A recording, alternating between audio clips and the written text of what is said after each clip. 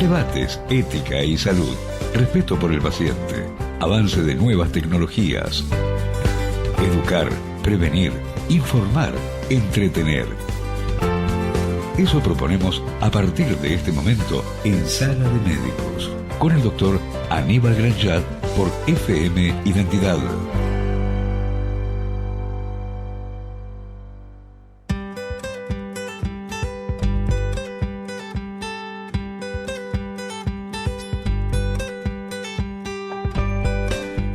Aquí estamos nuevamente, queridos oyentes, sábado 15 horas con Sala de Médicos. Y hoy tenemos un invitado de honor. Y en la Sala de Médicos, los médicos, ¿de qué hablamos? Hablamos de medicina humana, porque nuestros pacientes son humanos, los médicos somos humanos, humanicemos la medicina. Antes de comenzar nuestra charla con nuestro invitado de hoy, les dejo nuestro teléfono para que comiencen a llamar y nos dejen sus consultas al 5246-0244. 5246-0244.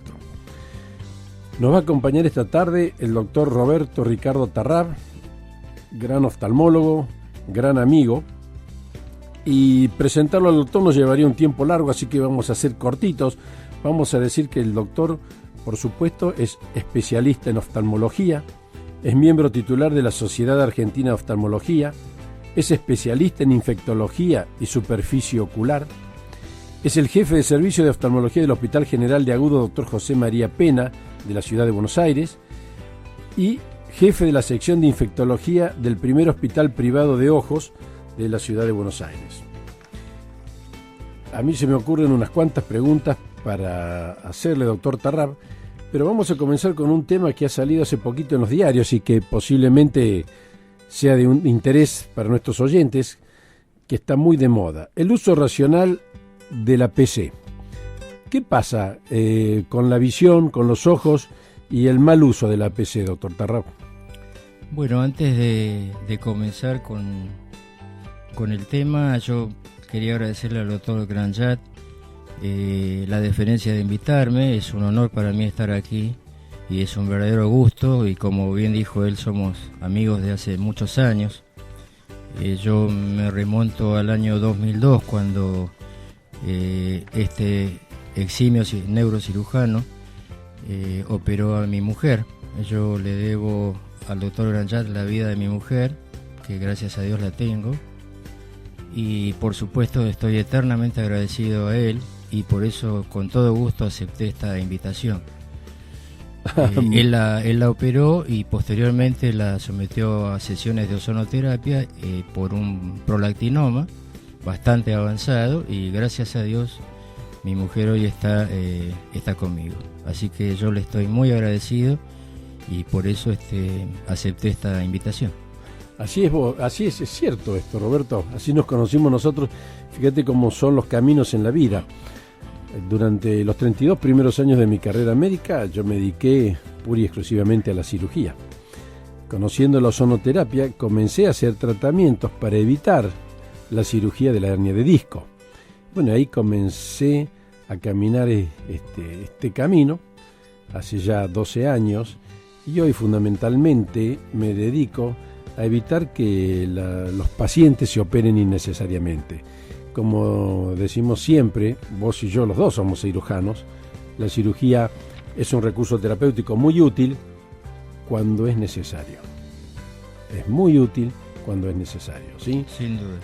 Bueno, vamos a hablar del tema de hoy, bueno, que realmente quiero que nos cuentes de esto, el uso racional de la PC. Bueno, hoy en día se llama, tiene varios nombres, pero se llama, entre otros términos, síndrome de visión informática, porque esto obviamente es un motivo de consulta de los pacientes a diario en nuestro consultorio, en nuestros hospitales, en nuestros sanatorios. Doctor, estoy muchas horas frente a la computadora, tengo mucho cansancio en la vista, tengo dolores de cabeza, veo borroso. Por lo tanto, es un síndrome, es decir, es un conjunto de síntomas y signos. El paciente refiere visión doble, fotofobia, es decir, rechazo a la luz, Dolor de cuello, obviamente por la posición que están frente a la pantalla muchas horas. Dolor de ojos, sensación de cuerpo extraño, basuritas, piedritas en los ojos, así lo refieren los pacientes, y mucha irritación ocular. Esto sucede al 90% de los pacientes, de las personas que usan la PC, más de 3 horas por día. Por lo tanto, insisto que los oftalmólogos vemos, pero a diario, cantidades de pacientes que consultan por este motivo. Pero es que es cierto, Roberto, porque hoy hay muchísima gente que está más de 3 horas frente a la computadora. Hay mucha gente que trabaja con la computadora 8 y más horas por día. O sea que ustedes lo ven mucho. Fíjate, vos haces oftalmología, yo me dedico a columna. Justamente por este mismo problema, nosotros vemos también problemas cervicales en chicos que no han llegado a los 30 años.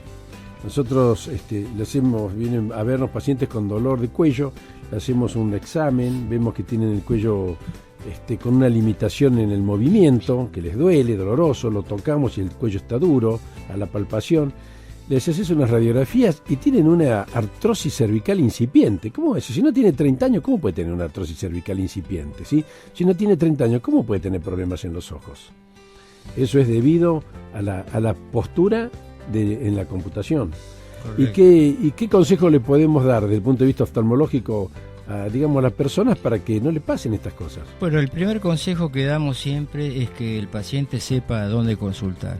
La consulta debe ser hecha siempre al médico oftalmólogo. El único que puede revisar al paciente y prescribirle la corrección necesaria en el caso que tenga un vicio de refracción, o las indicaciones o los consejos que necesite para evitar este problema, este síndrome, evidentemente es el oftalmólogo.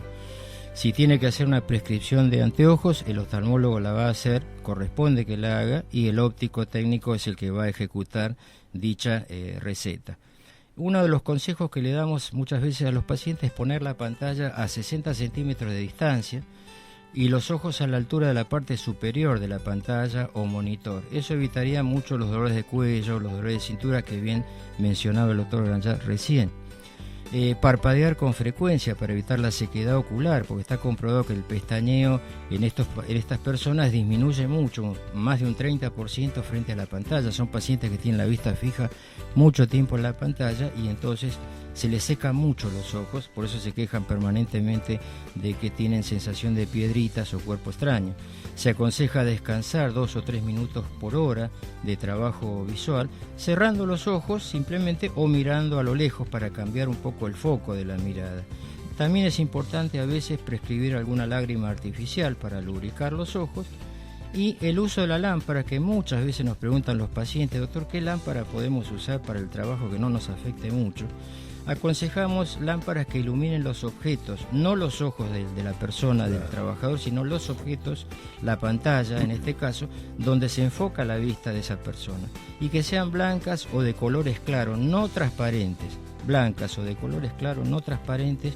Y por último, obviamente, ver si esta persona tiene un vicio de refracción, y en base a eso prescribirle el anteojo que corresponda, ya sea para miopía, hipermetropía o astigmatismo, y tratar de darle siempre un baño antirreflex, cosa que eso le permita proteger los ojos de los rayos catódicos de la pantalla, que es en definitiva todo lo que llega a producir este síndrome de visión informática, como se lo llama habitualmente. Claro, o sea, es útil lo que acabas de decir a las personas que usan tanto tiempo la computadora, como dijimos recién, que son muchas, ¿no es cierto? Si nos ponemos a hablar de oftalmología con el doctor Tarrab, no nos va a alcanzar el día, pero vamos a hablar de los temas, comunes e importantes, ¿no es cierto? ¿Cómo prevenimos las conjuntivitis infecciosas, doctor Tarrab? Y por la alta frecuencia de la conjuntivitis, por su repercusión en el ámbito laboral.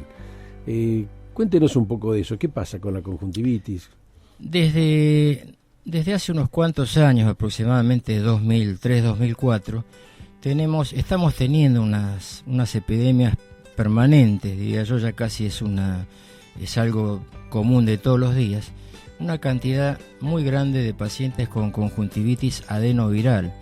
La conjuntivitis adenoviral, si bien existió en todas las épocas, actualmente, y posiblemente porque los virus no son los mismos o porque nuestras defensas por la vida cotidiana tampoco son las mismas, se ha hecho mucho más agresiva que en otras épocas. Por eso decía que a partir del 2004, 2005, estamos viendo muchísima, pero muchísima gente con esta enfermedad que obviamente los imposibilita a trabajar a veces por 2 y a veces por 3 y 4 semanas, lo cual obviamente trae un problema serio económico para la gente misma y para el país, porque están prácticamente parados, por así decirlo, porque no pueden desarrollar ninguna actividad.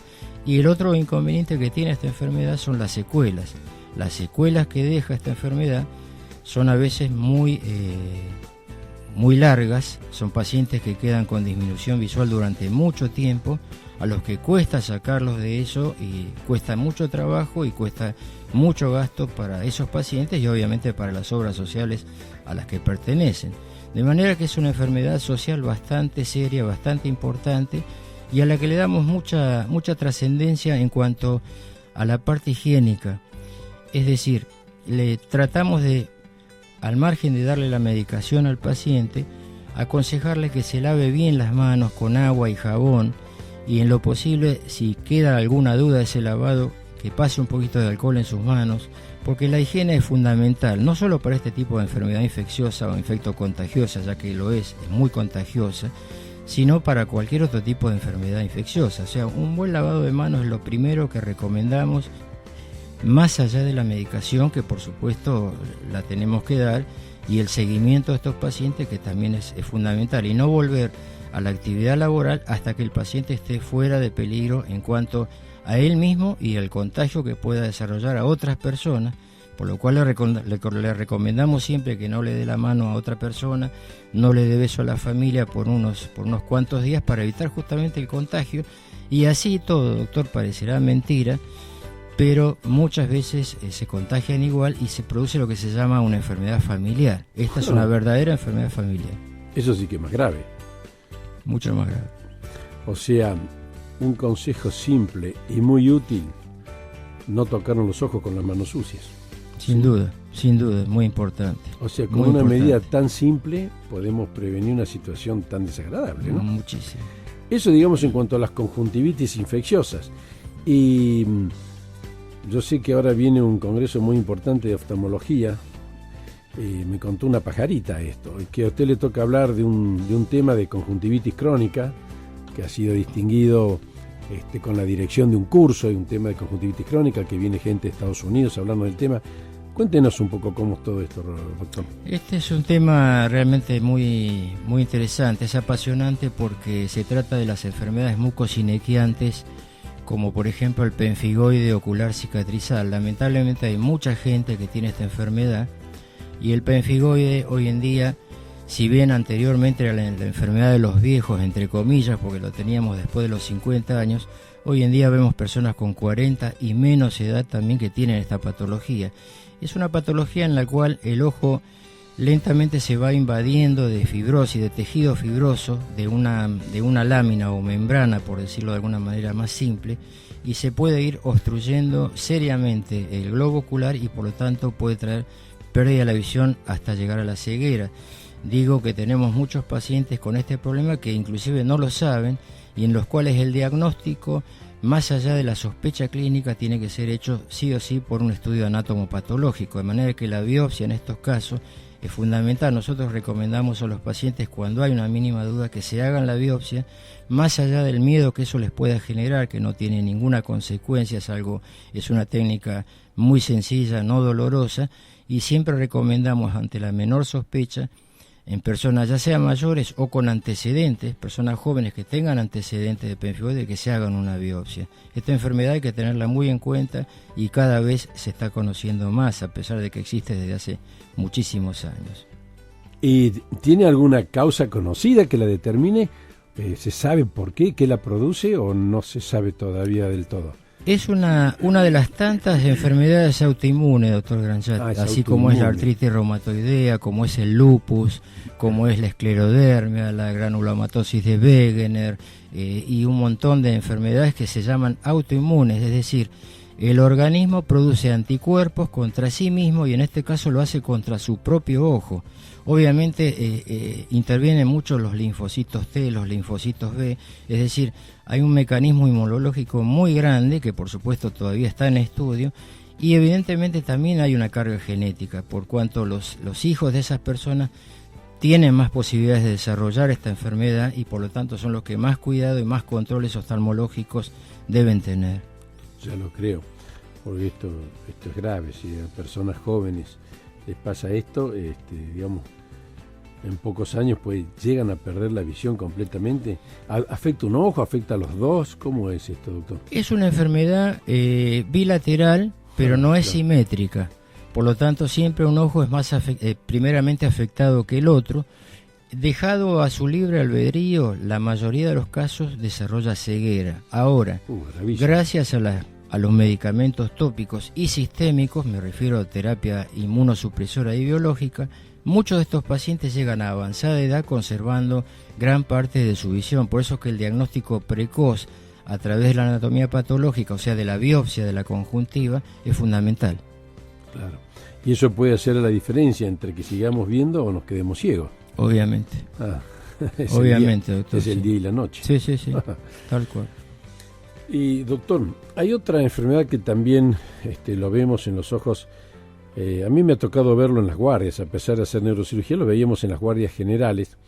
Nosotros lo vemos mucho a nivel de, digamos, del cuerpo, ¿no es cierto? No solo de los ojos, lo vemos en los miembros superiores, en los miembros inferiores. Pero es frecuente también el herpes corneal, ¿no es cierto? El herpes zóster en la córnea. Cuéntenos un poco de eso, doctor. El herpes corneal puede ser herpes zóster, que es lo que nosotros conocemos con el nombre de culebrilla. Todo el mundo menciona como culebrilla. Toma la mitad de la cara y puede involucrar o no al ojo. Cuando lo involucra realmente produce trastornos muy serios en la visión y deja secuelas que a veces son muy importantes. Pero indudablemente no es tan frecuente como el herpes simple. El herpes simple es a veces esa boquera que tenemos en los labios, pero trasládelo usted al ojo, claro. Y obviamente eso en el ojo produce una úlcera bastante importante, trae recidiva, es decir, que se repite, puede repetirse, es una enfermedad que posiblemente en el año el paciente puede tener 2 o 3 veces, o puede tenerlo inclusive durante toda su vida en distintos episodios, cuando las defensas de este paciente bajan, es decir, hay un mecanismo inmunológico también y también un mecanismo psicosomático. El paciente que obviamente por su actividad laboral sufre mucho estrés y hace un herpes, es muy probable que lo vuelva a hacer en poco tiempo. Y lo malo de esta enfermedad es que si no es tratada y bien tratada a tiempo, deja secuelas importantes, pérdida visual fundamentalmente, y a veces eso requiere que el paciente termine haciéndose un trasplante de córnea para poder recuperar su visión. Claro, lo que más estamos acostumbrados a ver es el herpes que lo vemos en la boca, generalmente alrededor de la boca, peribucal, digamos, ¿no es cierto? Que bueno, queda feo, molesta, arde, pica, es feo, se sufre, la persona que tiene el herpes lo sufre, el que lo ve, bueno, ve ahí una pequeña ulcerita alrededor de la boca, pero no produce más daño que eso. Ahora, realmente que un herpes en el ojo nos puede llegar a comprometer la visión, eso es otro cantar, ¿no es cierto? Es otra forma, digamos, mucho más grave, ¿no? En este caso, contestando lo que me preguntaba recién sobre el penfigoide, doctor Grandjat, el herpes simple generalmente es unilateral en un 90% de las veces. En 36 años de profesión que llevo hasta ahora he visto 2 o 3 herpes bilaterales, estoy hablando de lo simple, y obviamente gracias también Dios, pasa, ¿no?, con el zóster.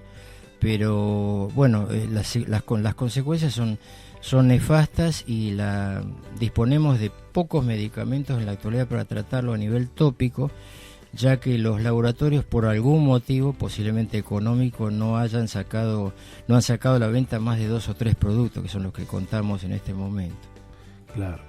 Ahora se está hablando que va a venir al país la vacuna para el herpes, no, bueno, para el herpes zóster, ¿no es cierto? Ya lo ha avisado, lo ha dicho públicamente el doctor Stambulian, estamos esperando eso. Creo que va a ser un gran aporte. ¿Eso exactamente, sí, yo creo que sí, exactamente. Bueno, como les dije, mis queridos oyentes, si nos ponemos a hablar de medicina con el doctor Tarrab, se nos escapa la hora, pero sin que ni nos demos cuenta. Así que vamos a hacer un corte, escuchamos un poco de música y volvemos. En Sala de Médicos consultamos a los principales profesionales de la salud. Espacio publicitario. Tendencia, estilo, Cugini Fab, imagen, vanguardia, Cugini Fab, una marca registrada, hombre-mujer, Cugini Fab, Lima 83, www.cugini.com. La peluquería. Pensando en mis pies, te vi de roca sin renacer, fui a tu peña como un gospel.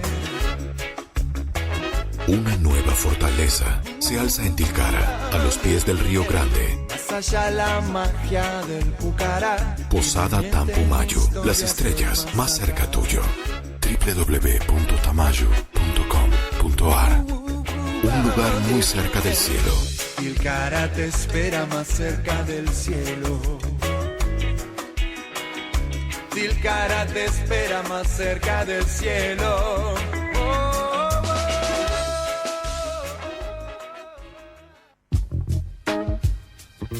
Para momentos especiales, el complemento adecuado encontralo en Espacio G. Espacio G, Premium Wine Store. Talcahuano 1177 Capital. Teléfono 4815-5242. Un espacio, todos los vinos. www.espaciogvinos.com.ar. Espacio G. Para estar al día con la economía argentina e internacional, contáctese con Raúl Cuello y su equipo de especialistas. 4801-2345 o ingrese a www.rciasociados.com.ar. ¿Sabías que en los hospitales de la ciudad creamos un nuevo sistema de gestión de compras centralizadas de insumos? Seguimos trabajando para que estén siempre abastecidos y cuenten con todos los elementos que necesitan para atenderte. En la ciudad, la salud es prioridad. Por eso es pública, gratuita y de calidad. Buenos Aires Ciudad. En todo estás vos.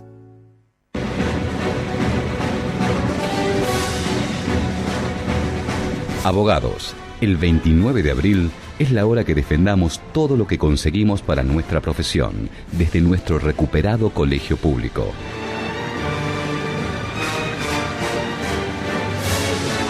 El 29 de abril, vota Jorge Rizzo, Roberto López, Gente de Derecho, Lista 47 y vayamos por mucho más. Fin. Espacio publicitario. Todos los sábados de 16 a 18, Buscando Títulos, con María Luján Batallán y la participación especial de Lucía Díaz Castelli y Luis Bremer. Actualidad, informes, novedades, toda la información. Además, buenos regalos. Todos los sábados de 16 a 18, Buscando Títulos, aquí en FM Identidad.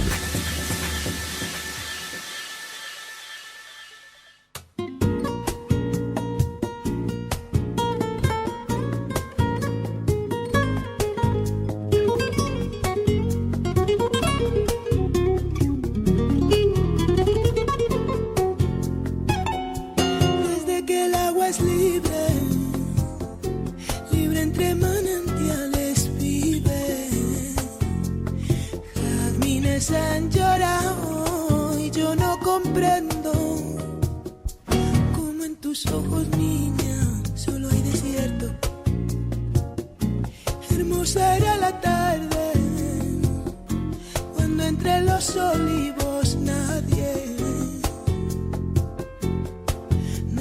vio como yo a ti te quise, como te quiero. Hoy los olivos duermen y yo no duermo. No habrá nadie en el mundo que cure la herida que dejó tu orgullo.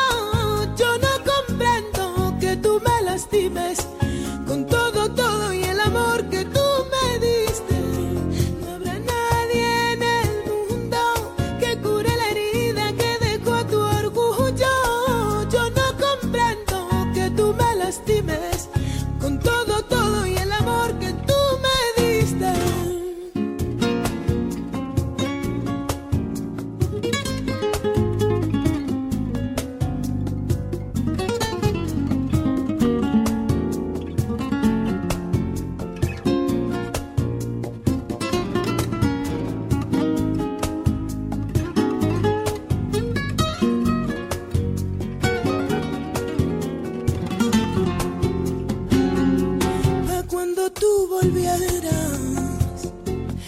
en cantarte coplas viejas.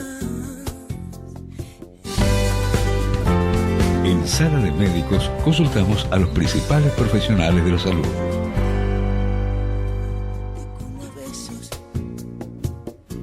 Y volaremos alto, donde las nubes van despacio. Despacio va mi boca sobre tu cuerpo, tan lento que seguro se para el tiempo. No habrá nadie en el mundo que cure la herida que dejó tu orgullo. Yo no comprendo que tú me lastimes con todo y el amor que tú me diste. No habrá nadie en el mundo que cure la herida que dejó tu orgullo. Comunicate con Hablemos de Historia 5246.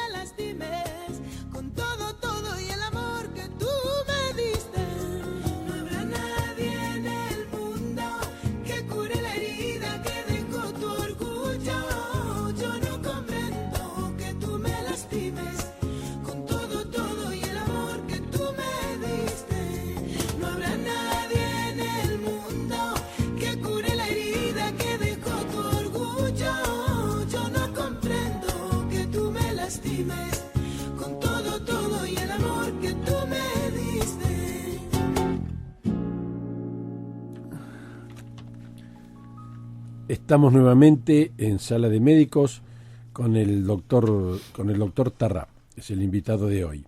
Y doctor, acá tenemos algunas preguntas de nuestros oyentes que los están escuchando y nos dicen: hola doctor Grandjá, los estoy escuchando y los llamo porque cada tanto sufro de orzuelos que son dolorosos y muy molestos.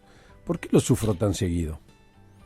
Bien, los orzuelos son procesos inflamatorios de las glándulas de los párpados. Son glándulas llamadas glándulas de Saiz. Estas glándulas se obstruyen, se tapan y se inflaman. Eso trae como consecuencia la formación de una especie de granito muy molesto que a veces provoca un gran edema del párpado, o sea, una hinchazón muy importante de los párpados. Suele ser uni o bilateral, es decir, tomar uno o ambos ojos. Y si es una persona joven, lo que nosotros siempre aconsejamos es que se haga ver con un oftalmólogo y se haga una revisación, porque posiblemente tenga algún vicio de refracción, del cual yo hablé hace un ratito, refiriéndome a que puede tener miopía, un astigmatismo o una hipermetropía que no está detectada porque no ha sido examinado ese paciente aún, y eso con un anteojo, con una prescripción, puede llegar a corregirse y pueden desaparecer.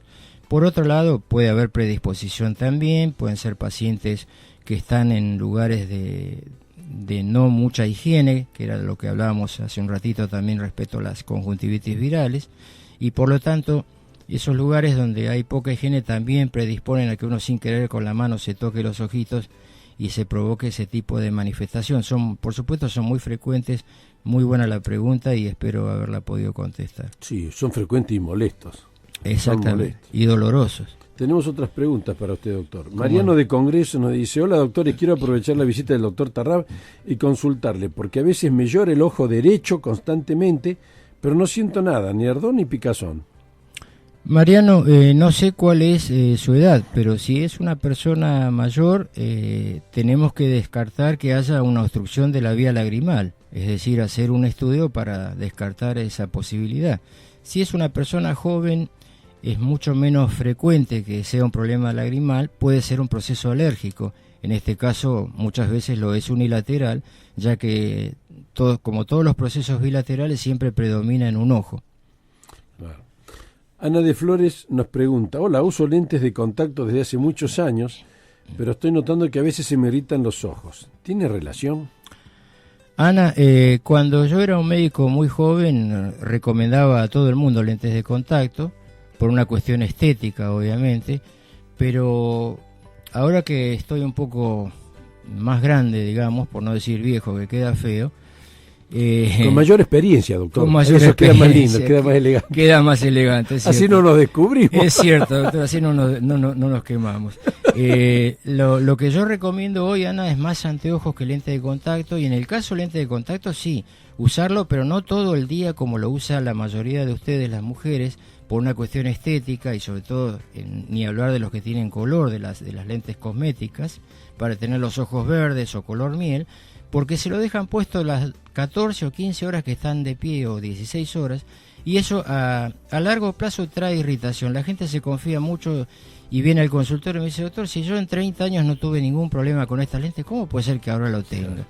Bueno, justamente, Ana, cuanto más años uses las lentes de contacto, más posibilidades tenés de desarrollar una serie de trastornos, abscesos de córnea, úlceras, infecciones conjuntivitis frecuentes, conjuntivitis papilar gigante, que prácticamente no podés abrir los ojos de tanta secreción.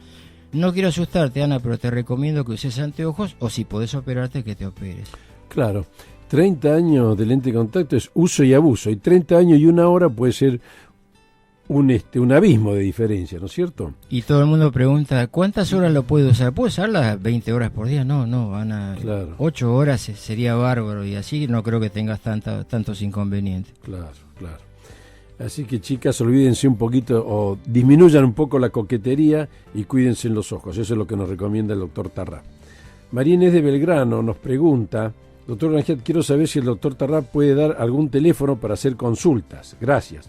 Yo le voy a dar el teléfono del consultorio del doctor Tarrap, 4825 5048. Y lo repito, 4825 5048. Nos pregunta Andrés de Pompeya: doctor, quisiera consultarle al doctor Tarrap en qué momento vale la pena operarse de cataratas. Qué pregunta esta, ¿eh? Gracias por el programa de hoy. Andrés, las cataratas más frecuentemente se dan en las personas adultas, si bien existen las congénitas, pero hablando de las más comunes, se desarrollan a partir de los 50 años aproximadamente, y cuanto mayor edad, mayor predisposición. También hay antecedentes familiares, de lo que hablábamos recién en cuanto a la herencia, en otras patologías, también la hay en este caso. Lo recomendable en este momento es hacer un seguimiento de esa catarata, un seguimiento anual, ver el grado de madurez y el grado de visión que pierde o que disminuye, la menor visión que tiene. Usted mismo se va a dar cuenta, o posiblemente, si no lo nota, el oftalmólogo le va a indicar en qué momento está indicado. Debe tener un grado de madurez necesario para poder hacerse la cirugía que se hace actualmente, la facoemulsificación con colocación de lente intraocular, que es una operación de media hora, ambulatoria, en la cual generalmente en el gran porcentaje de los casos el paciente queda muy satisfecho. Vos sabés, Roberto, yo me acuerdo, estaba en el Hospital Británico en ese momento, cuando comenzó la cirugía, digamos, del reemplazo del cristalino con la lente intraocular. Yo me acuerdo de eso, y los oftalmólogos del Hospital Británico hablaban de ese tema, pero con temor, como algo que se venía, que era una técnica que había que desarrollar, que había que aprender, que había que hacerlo porque iba a ser muy útil a los pacientes con catarata, pero bueno, se comenzó con mucho temor. Lo que es ahora esa cirugía, es una cirugía que ha avanzado muchísimo, ¿no es cierto? ¿Y qué es lo que uno puede esperar? ¿Cuáles son los resultados, digamos, en el alto porcentaje de casos? Porque nunca existe 100%. En el gran porcentaje de los casos, los pacientes recuperan la visión en muy poco tiempo, yo diría en horas, por no decir en días, en horas. Repito que la evolución realmente es muy buena.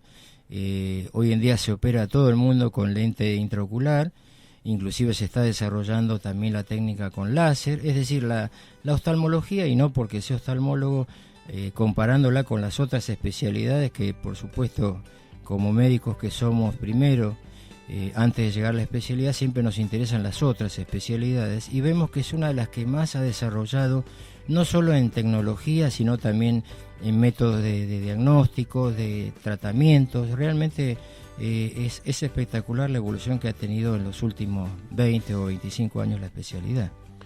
Pero gracias a Dios, Roberto. Yo me acuerdo, yo ahora te voy a hacer, digamos, una comparación entre oftalmología y el caso mío de neurocirugía y cirugía de columna. Antes que se pusiera la lente intraocular, ¿cómo era la operación de catarata? ¿Qué se hacía? Bueno, en mis épocas de comienzo, yo les extraía el cristalino mediante un ANSA o un aparatito que funcionaba con frío, se llamaba crioextractor.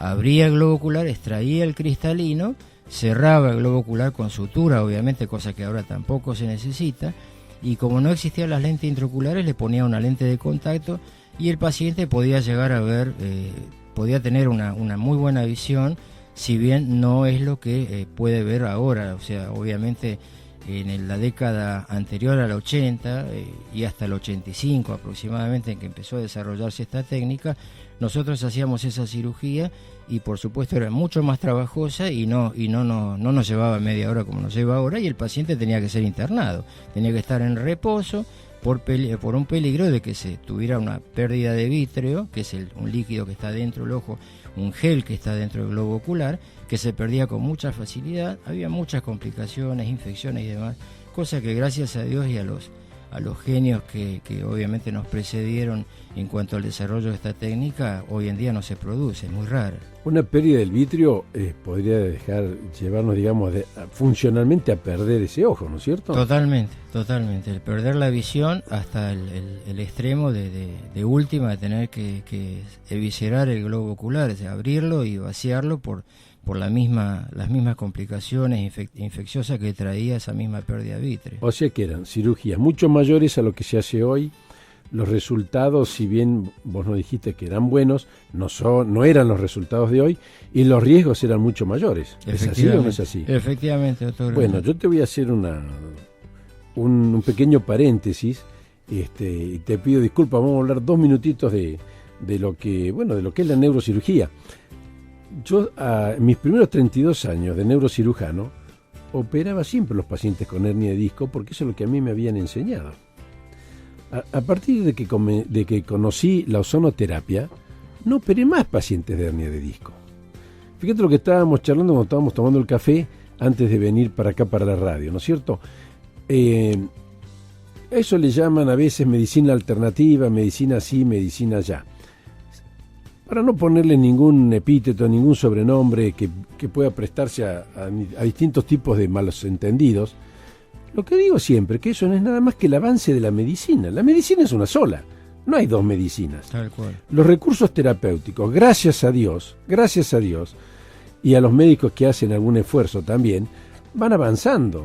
Va avanzando el conocimiento, ha avanzado muchísimo la tecnología, y la tecnología nos permite hoy ofrecerle a los pacientes y a nosotros mismos, porque nosotros también somos pacientes, nuestros familiares también son pacientes, a ofrecernos nuevas alternativas terapéuticas, menos riesgosas, más eficaces, digamos. Bueno, hoy se pueden resolver los problemas mejor que antes. Y eso no es nueva medicina, eso no es medicina alternativa, ni es una medicina tradicional o no tradicional. Gracias a Dios la medicina avanza día a día, como avanza la tecnología, y ahí estamos hablando de estas cosas. Lo que vos nos acabás de decir a mí me parece fantástico, porque bueno, yo gracias a Dios todavía no tengo catarata, pero si Dios me da la gracia de vivir lo suficiente, un día me voy a tener que operar de cataratas, sí. Y ya no me voy a tener que hacer la cirugía que hacías vos cuando comenzaste oftalmología. Sin duda. Bueno, gracias a Dios hoy no necesitan operarse de una hernia de disco. La hernia de disco se trata con ozonoterapia y se evita la cirugía. Vamos a volver a sus temas, doctor Tarrab. Vamos a hablar de un tema que realmente, que yo me acuerdo cuando estudié oftalmología, cuando hice la materia de oftalmología en 5º año de la facultad, este era un tema tabú en oftalmología, el glaucoma. ¿Cómo diagnosticarlo? ¿Cómo tratarlo? ¿Qué es el glaucoma, doctor Tarrab? El glaucoma es una enfermedad en la cual la presión ocular está elevada, hay una hipertensión ocular, acompañada de daños en el nervio óptico y en el campo visual. Esta enfermedad, dejada a su libre albedrío, puede llevar a la ceguera a un paciente, ya que generalmente es una enfermedad bilateral, es decir, involucra los 2 ojos, y este paciente, por ser una enfermedad silenciosa, muchas veces no sabe que lo tiene hasta que está avanzado, hasta que ha perdido campo visual, hasta que ha tenido un daño importante en el nervio óptico. Por eso, toda persona de más de 40 años, lo primero que le recomendamos en el consultorio es que se controle la presión una vez al año, y si tiene antecedentes familiares, ya sea su mamá, su papá, algún familiar con glaucoma, haga un control más seguido, si es posible cada 3 o 4 o 6 meses.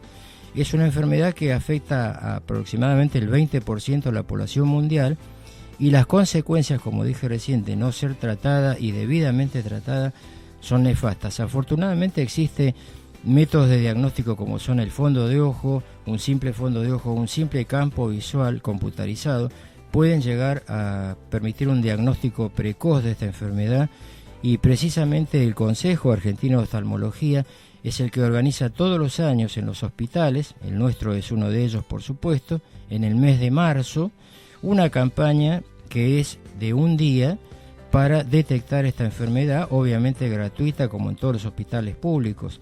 Esta campaña es fundamental, el Consejo Argentino lo hace desde hace muchos años y nosotros intervenimos como colaboradores, precisamente revisando a los pacientes de la zona a la que pertenece nuestro hospital y de otras zonas también, por supuesto, de donde quieran venir, para justamente prevenir esta nefasta enfermedad. ¿Y de eso participan todos los servicios municipales, doctor, o se hace solamente en el PENA? Afortunadamente todos los servicios municipales que quieran voluntariamente intervenir lo hacen, y en este momento hay una cantidad que involucra prácticamente a los 33 hospitales de la Ciudad de Buenos Aires que están comprometidos en esta campaña. Bueno, qué importante y qué buena noticia esa, ¿no es cierto? Yo como médico, que hago otra especialidad, el glaucoma a mí me suena de nombre, ya no me acordaba mucho de qué era, sí, me acordaba que era un aumento de la presión del ojo, pero digamos, hay momentos en que se trata con gotitas, para decirlo de una manera sencilla, con colirios, como dicen los oftalmólogos, y hay momentos en que hay que hacer intervenciones sobre esto, ¿no es cierto? Digamos, ¿cuál es el límite? La cirugía del glaucoma hoy ofrece buenas posibilidades.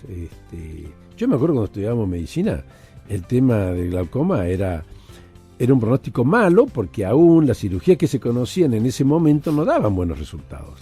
Sin duda el doctor Granjat dice más de lo que sabe, en realidad sabe mucho, porque todo lo que dice es verdad. Es decir, nosotros generalmente al paciente en consultorio, una vez hecho el diagnóstico, empezamos con gotas. Hay determinadas drogas tópicas, o sea, en colirio, en gotas, que pueden llegar a bajar la presión. Probamos hasta con 3 drogas al mismo tiempo. Si estas 3 drogas no pueden lograr bajar la presión, nos ayudamos mucho con el láser de argón a través de la trabeculoplastia, como así se llama la técnica, puede llegar a ayudar a las gotas a bajar la presión, y en el caso de que esto no funcione, sí, como bien dijo el doctor, la cirugía es el último recurso, que actualmente también está mucho más desarrollada la técnica y las posibilidades son mucho mayores de poder parar la pérdida visual bajando la presión ocular, que es fundamental. Como le dije, queridos oyentes, si le preguntamos al doctor Tarrab vamos a tener una catarata de respuestas. Y bueno, sí, lo vamos a aprovechar, todavía tenemos tiempo. Vamos a un corte y volvemos enseguida. Hasta las 16, Sala de Médicos, con el doctor Aníbal Granjat.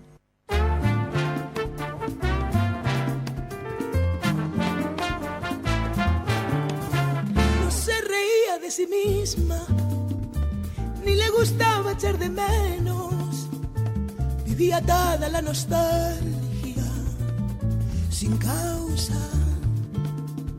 Yo la cuidé como a un niño, la quise más que a mí misma, y lo hice todo sin motivo. Y aunque me mientas, te llevaré en el alma, te llevaré en el alma, aunque lo niegue, te llevaré en el alma. Eres una mentirosa, tú no me echas de menos. También mientes cuando dices, ay cariño mío, lo arreglaremos. No arreglaremos nada, tú a mí no me quieres tanto. Ayer lloraba y lloraba, hoy ya me estoy levantando y te lo digo cantando. Mientes mucho más de lo que hablas, mentirosa. Eres una mentirosa, cobarde, como hiere y como hiela el frío del desierto. Volvemos con una sorpresa a Sala de Médicos, doctor Tarrab. Le cuento que nos está escuchando José Luis Lescano, técnico óptico que lo conoce a usted mucho, y él nos pide que toquemos un tema, los anteojos truchos que se venden en la calle. Así que lo dejo con José Luis Lescano, doctor. Hola José Luis, es un gusto saludarlo. ¿Cómo le va, Roberto? Muy bien, muy bien. Es un placer escucharlo. El placer es mío. Bueno, acá tenemos algo pendiente, aparte de charlar un poquitito ahora de lo que es la óptica callejera que se está dando mucho hoy por hoy, ¿no? Es cierto. Tenemos pendiente una cena. Es cierto. En cualquier momento lo concretamos, doctor. Cómo no, José Luis, ahora lo voy a comentar porque es un tema muy importante y gracias por traerlo a mi mente, porque realmente el programa es de 1 hora y no da para hablar mucho, habría que hablar más. Yo recién dije que el oftalmólogo es el que receta el anteojo y el óptico técnico es el que lo ejecuta.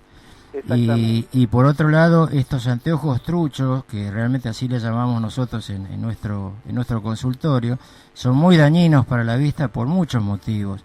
Los pacientes que tienen astigmatismo no ven corregido ese defecto con esos anteojos, los que tienen distinta graduación entre un ojo y el otro tampoco, son muy dañinos y los materiales con que los hacen son tan malos como el precio tan económico que tienen. Por lo tanto, la gente debería darse cuenta que esto tiene una trampa y la trampa es la que en definitiva repercute sobre la visión de esas personas. El oftalmólogo es el que debe ejecutar la receta y el óptico técnico es el que tiene que hacerlo en base a su sapiencia, a sus conocimientos y a su experiencia.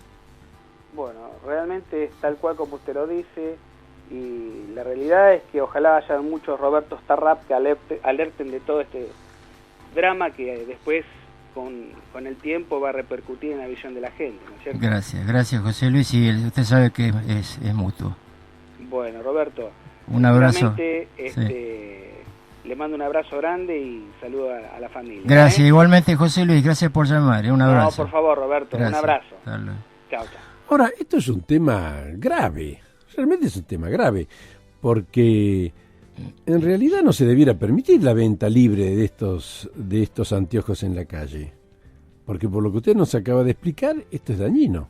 Totalmente, muy dañino para la salud visual y lamentablemente cada vez está más arraigado en la costumbre de la gente, porque a veces o no tienen tiempo de ir a la óptica y pasar antes por el médico oftalmólogo, por el médico oculista, o porque a lo mejor piensan que van a gastar menos haciendo este proceso de ir y comprar el primero que encuentran en la vidriera. Realmente yo les recomiendo a esa gente que si compran el anteojo porque les gusta el armazón, bueno, que vayan al óptico y le digan, en este armazón póngame los cristales que me tiene que poner y que me recetó mi médico y que usted sabe colocar. Nunca usarlos, porque el problema acá más que el armazón son los cristales, que no son cristales tampoco, es un material de muy baja calidad. Siempre deben pasar por ambos especialistas para que sea ejecutado como corresponde el anteojo y prevenir la pérdida visual y los trastornos de visión, como decíamos recién al principio del programa, que son terribles y la gente obviamente consulta permanentemente por estos problemas. Así que por favor, la gente que en lo posible consulte a quien corresponde y se haga el anteojo donde corresponde. Es que claro, a mí lo primero que cuando lo escuchaba, digamos, a José Luis Lescano, que lo escuchaba decir esto, lo primero que se me ocurrió es que se prohíba la venta de estos anteojos. Quizá a lo mejor sea una medida extrema prohibir la venta, porque a lo mejor algunas personas no pueden llegar a comprarse un anteojo recetado y hecho por un técnico óptico preparado, digamos, con estudios terciarios que sepan hacerlo bien, pero ¿por qué no tomar una solución intermedia como hacemos con los cigarrillos? El cigarrillo produce cáncer, dice las etiquetas, ¿no es cierto? Bueno, decir, estos anteojos pueden estropearle los ojos o pueden generarle un daño en los ojos. Digamos, por lo menos advertirle al público inadvertido que va y compra esos anteojos cuando en realidad se está exponiendo a un daño mayor, ¿no es cierto? Creo que es una buena idea, doctor Granchat, creo que es una buena idea. Claro, la asociación o la Sociedad Argentina de Oftalmología debiera trabajar en eso, ¿no es cierto? El Consejo sobre todo está y la sociedad también luchan permanentemente por eso y nosotros desde ya los apoyamos desde siempre con esas campañas que realmente se hacen. Nosotros mismos en los hospitales siempre recomendamos a los pacientes hacerse el anteojo como debe hacerse realmente, con con un óptico bien hecho y prescrito por un médico oculista. ¿Sabes qué le quiero preguntar, doctor? Yo me recibo de médico y quiero ser oftalmólogo. ¿Cómo me formo como oftalmólogo? ¿Cómo aprendo la especialidad de oftalmología? Qué buena pregunta, doctor. El médico, así como en el caso suyo, neurocirujano, para llegar a eso tiene que hacer 6 años de medicina en la universidad, recibirse de médico y posteriormente hacer una residencia de 3 o 4 años o una concurrencia de 5 años en un hospital público para poder recién acceder al título de médico oftalmólogo. Por lo tanto, esto también es fundamental. Es muy importante porque también existe una especialidad en otros países que aquí obviamente en mi opinión personal no cabe porque somos muchos los oftalmólogos y cubrimos totalmente lo amplio que es este querido país nuestro, que son los optómetras. En Brasil, por ejemplo, en Estados Unidos, por ejemplo, en Colombia, hay optómetras que son los que recetan el anteojo y lo ejecutan inclusive. Y estas personas están puestas obviamente en lugares como los que mencioné, donde no hay suficiente cantidad de oftalmólogos para tanta población.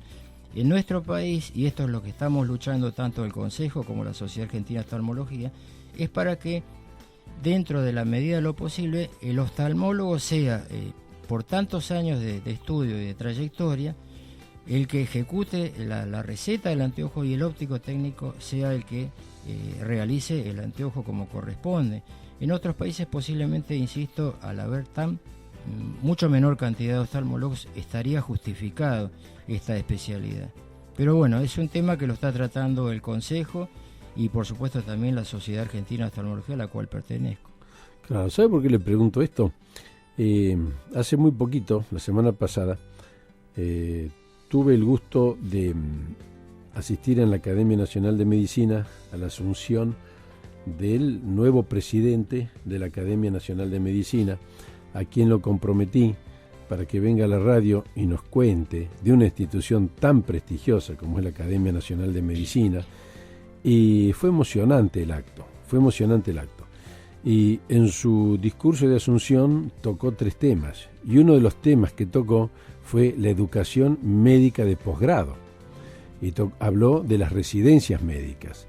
Y dio unos datos estadísticos que me sorprendieron, y me sorprendieron favorablemente. O sea, él nos decía, no me acuerdo exactamente las cifras, pero decía que durante muchos años la cantidad de postulantes a las residencias triplicaban y hasta a veces cuadruplicaban la cantidad de residencias médicas. Pero actualmente prácticamente están parejas. Hay alrededor de 4.800 residencias médicas en la Argentina, o sea, posibilidades de residencias médicas. Y el número de postulantes creo que eran 30 números más, o sea, la diferencia entre la posibilidad y los postulantes era de 30 espacios, o sea que hoy prácticamente existe la posibilidad de que cada médico haga una residencia y se forme. Pero yo seguiría diciendo que en realidad la formación médica es continua, hasta el día que dejas de hacer medicina o hasta el día que, dejas de trabajar. Porque yo llevo 44 años de neurocirujano y cada vez, siempre hay más para estudiar, siempre hay más para leer, siempre hay más para sorprenderse. En mi experiencia personal, yo a veces, cuando digo estas cosas, yo mismo me sorprendo. Yo me formé en la más rancia escuela quirúrgica y hoy prácticamente, fomento algunos tratamientos de algunas patologías que se pueden resolver sin cirugía. ¿No es cierto? Nosotros nos conocimos porque, yo operé a tu señora de un tumor de hipófisis, ¿sí? O sea, un tumor cerebral. Y eso lleva muchos años poder adquirir la experticia para poder desarrollar, esas cirugías. Y hoy, fíjate lo que son los caminos de la vida, me dedico fundamentalmente a hacer algunos tratamientos no quirúrgicos, algunos tratamientos, ¿no es cierto? O sea, y vos en tu vida vas a seguir estudiando mientras quieras hacer oftalmología. Por supuesto que sí. Eso es así, o sea... Pero es muy importante lo que dijo el doctor Granjat recién, que el oculista, el neurocirujano, el alergista, somos todos médicos primero, después somos especialistas. Por lo tanto, estudiamos y nos desarrollamos en la profesión a través de toda la vida en esta querida profesión que es la medicina. Pero claro, lógico. Primero somos médicos. Y algo que nunca tenemos que perder de vista, que los médicos y la medicina estamos al servicio del paciente. Lo que nosotros tenemos Sin que duda. esforzarnos es por resolverle el problema al paciente. Sin duda. Al menos hacemos lo posible. Es que ese tiene que ser nuestro compromiso. Doctor Tarrab, mire, nos siguen llegando preguntas de nuestra audiencia y nos pregunta Rosa de Palermo. Doctor Granjat, quiero preguntarle al doctor Tarrab, ¿cada cuánto se recomienda visitar al oftalmólogo? Rosa, es buena la pregunta suya. Indudablemente tiene que ver con la patología que tenga. Si no es ninguna patología, si es por un examen visual, digamos, que debe hacerse cada tanto, lo recomendable es una vez al año. Ahora, si tiene glaucoma, como bien dije, o catarata, o retinopatía diabética, que es otra de las grandes enfermedades que obviamente por razones de tiempo no podemos hablar, sin duda que el control debe ser más seguido, puede ser trimestral o hasta puede llegar a ser mensual. Es según la patología. Si es un examen, nada más, un examen para saber cómo está su vista, es una vez al año. Claro. Y estamos muy cortitos de tiempo, doctor Tarrab, pero vamos a aprovechar que nos conteste esta última pregunta. Nos quedan 3 minutos, así que vamos a exprimirlo. Nos pregunta Isabel de Villaluro, ¿cómo hacemos para darnos cuenta a tiempo de que un niño está con problemas de visión? Recuerdo que mi madre contaba que en la escuela la retaban porque se sentaba muy cerca del pizarrón, pero jamás le decían a sus padres que concurrieran a un oftalmólogo. Bueno, muy buena su pregunta, Isabel, y da para hablar mucho, pero voy a ser breve. El primer examen que se le hace al niño hoy, que lo hacemos en nuestro servicio, por supuesto, gracias a Dios, y a la municipalidad que nos ha dado el oftalmoscopio binocular indirecto después de mucho batallar para conseguirlo, es la retinopatía del prematuro. El fondo de ojo, cuando nace la criatura, en los primeros 2 o 3 meses, a más tardar, se hace un fondo de ojo para detectar la retinopatía del prematuro. De manera que el primer examen es cuando el chico nace prácticamente. Eso Posteriormente, hay que hacerlo de rigor. De rigor es obligatorio, está por ley, por eso conseguimos el aparato, como digo, con orgullo. ¿En el prematuro o en todos los niños? En todos los niños, sean o no prematuros. Se llama detección de la retinopatía del prematuro, pero se hace en todos los recién nacidos. Y posteriormente es una vez al año un control en el consultorio desde el primer año de vida. Pero qué lindo eso, qué bien. Bueno, yo creo que eso le contesta perfectamente a Isabel de Villaluro, ¿no es cierto? Doctor Tarrab, se nos escapa el tiempo, lamentablemente, como lo dije al comienzo del programa.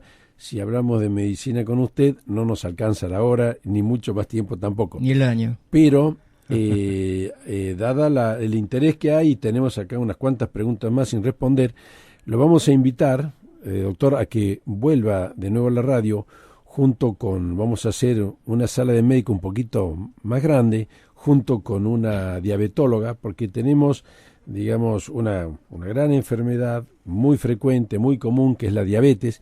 Y la diabetes, una de las manifestaciones, como, bueno, por supuesto que usted lo sabe, usted es un especialista en el tema, es la retinopatía diabética. O sea, mucha gente ve afectada su visión y se queda ciega por culpa de la diabetes. Va a ser un gusto y muy agradecido por la invitación, doctor Granjat. Bueno, gracias. Desde ya lo comprometemos a volver, gusto. Vamos a hacer una nueva mesa. Gracias, ¿sí? A los oyentes también y a los que mandaron las notas, gracias.